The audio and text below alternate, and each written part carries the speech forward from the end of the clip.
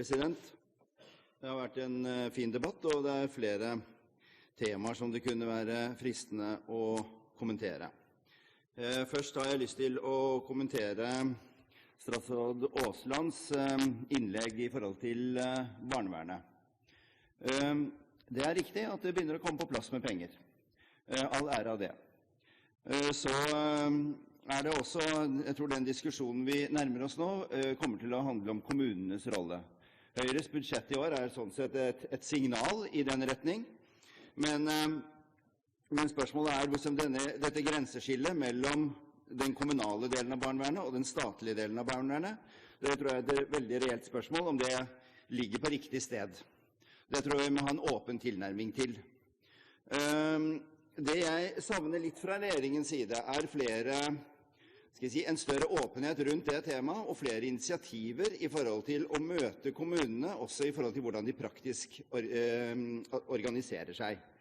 Et viktig poeng den gangen vi formet barnevernet slik det nå ble i dag, var jo at små kommuner var et problem, både i forhold til nettverk og kompetanse og en del slike ting.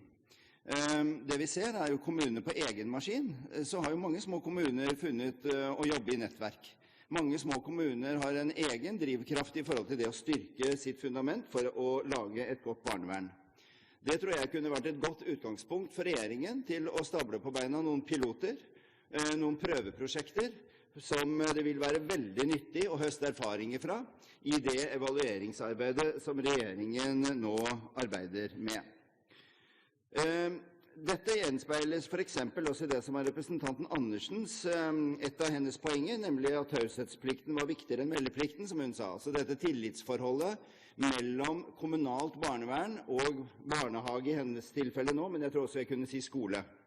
Det er et kolossalt viktig tillitsforhold, og det er et veldig kritisk punkt i forhold til når barn bringes inn i barnevernssammenheng, som vi ser er et vanskelig område. Vi ser at det er veldig mange bekymringsmeldinger som ikke tas hensyn til, og vi ser at her er det noe som knirker, som det bør gjøres noe med.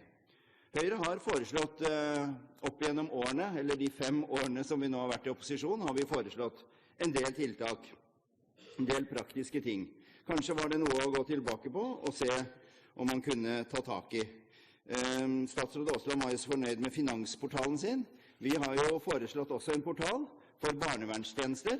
Kanskje er det like viktig å fortelle om dem som det er å fortelle om finanstjenestene. Takk.